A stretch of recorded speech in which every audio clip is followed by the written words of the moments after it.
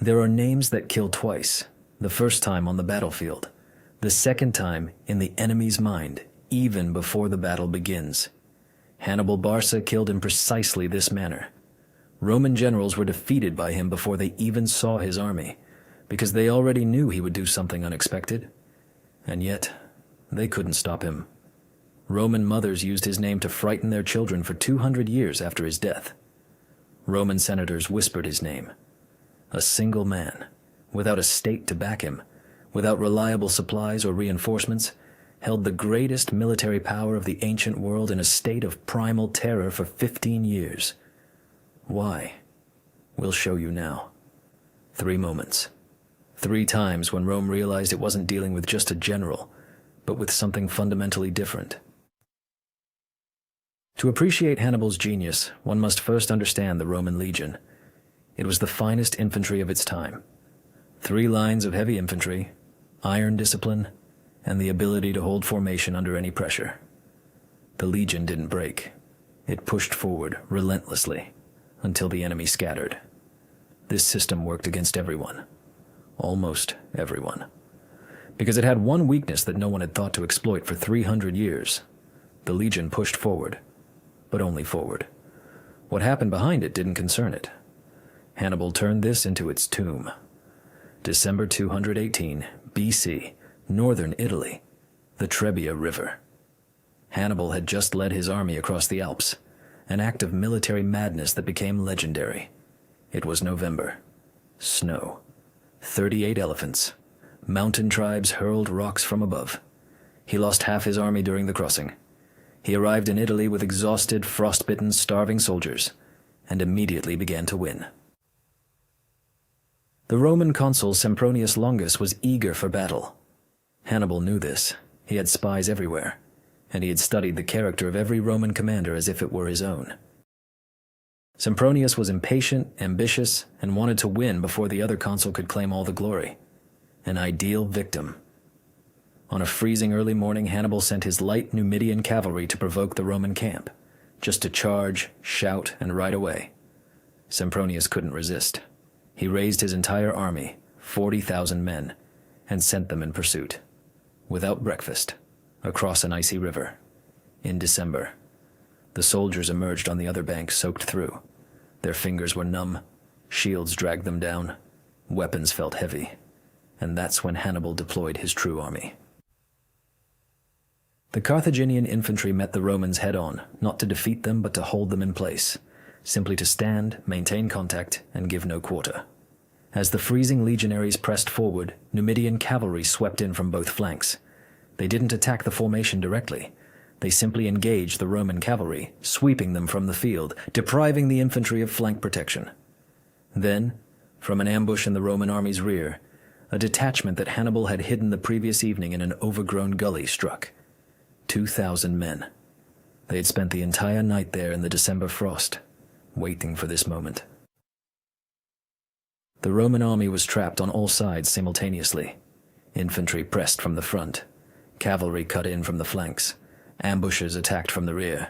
There was nowhere to go. Out of 40,000, only a few thousand escaped alive. Those who broke through the Carthaginian center and fled to the nearest city. Rome lost. But Rome decided it was an accident. Sempronius was to blame. An impatient fool. Next time, they would send a better commander. Next time would be different. Next time was worse. 217 BC.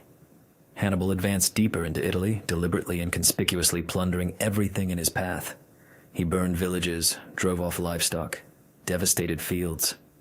This wasn't cruelty for cruelty's sake. It was a provocation. The new consul, Gaius Flaminius, could not fail to react. If a Roman commander watched the enemy burn Italian lands and did not respond, he was politically dead. Hannibal knew this, and he drew Flaminius precisely where he wanted him. April, Lake Trasimene in Umbria. A narrow road ran along the shore with water on the left and hills on the right. Flaminius led his army, 25,000 men, marching along the lake early in the morning. Thick fog lay over the water. Visibility was only a few steps. On the hills to the right, Hidden in the terrain folds, behind trees, in absolute silence, stood Hannibal's entire army. 25,000 men. They had taken their positions during the night. They waited. The Roman column marched below, completely unaware. The head of the column had already made contact with a small Carthaginian detachment ahead, specifically placed to draw the Romans further into the trap. Hannibal waited.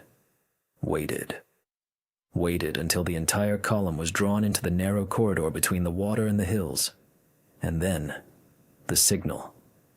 25,000 men simultaneously surged down from the hills, from all sides, into the fog, into a column that hadn't even had time to form battle lines. The Romans didn't understand where the attacks were coming from. They couldn't see in the fog. They couldn't retreat. Their own men pressed from behind. They couldn't form up. There was no space. To the left, the lake. To the right, a slope from which thousands of enemies poured down. 3 hours. 15,000 Romans killed in 3 hours. Consul Flaminius perished personally. He was recognized in the crowd and slain. Another 6,000 were taken prisoner. This was not a battle. It was an annihilation. After Lake Trasimene, something happened in Rome that hadn't occurred in 120 years. The Senate appointed a dictator, Quintus Fabius Maximus. A man cold, calculating, without ambition or impatience. He devised the only strategy that worked against Hannibal. Don't fight at all. Follow the Carthaginian army through the hills, intercept foragers, cut off small detachments, wear them down, but never engage in a pitched battle. Rome nicknamed him the Delayer for this. It was meant as an insult. Fabius accepted it as a compliment. The strategy worked. Hannibal couldn't take any major city without siege engines, which he lacked. He could plunder rural Italy, but he couldn't break Rome. The war dragged on. The Carthaginian army slowly dwindled without reinforcements. And then Rome made the gravest mistake in its history. Fabius was removed.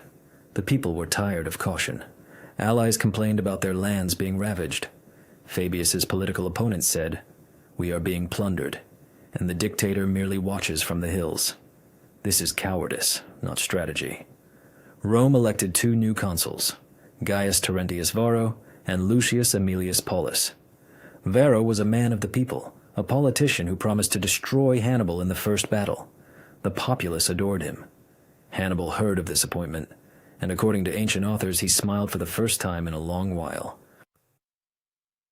August 2nd, 216, BC, Cannae, Apulia, a plain. No hills, no forests, no ambushes, just an open field.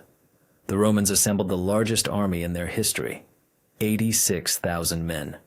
They decided to overwhelm Hannibal with sheer numbers, to simply crush him. His army numbered 50,000, a ratio of almost 2 to 1 in Rome's favor. Varro arrayed the legions in a deep, dense formation, deeper than usual, intentionally. The idea was simple. Such a mass of men would break through any center. Hannibal wouldn't be able to stand. His center would collapse, his army would scatter, and the war would be over by evening. This was exactly what Hannibal was counting on. He arranged his army in a way no one had before or since. In the center he placed Gauls and Spaniards, not his best infantry but rather his least steadfast, deliberately, with one condition: they had to retreat. Slowly, step by step, under the pressure of the Roman assault, but not to break, rather to fall back, maintaining formation, drawing the Roman mass forward. On both sides of this yielding center, he positioned his best African infantry, veterans, clad in Roman armor stripped from those killed at Trebia and Trasimene. They stood motionless, waiting. On the flanks, cavalry, heavy Iberian on the left, light Numidian on the right. The battle began. Varro struck the center with his entire mass. The Gauls and Spaniards retreated, slowly, step by step, exactly as ordered. The Romans pressed harder. The center curved inward, forming a concave arc.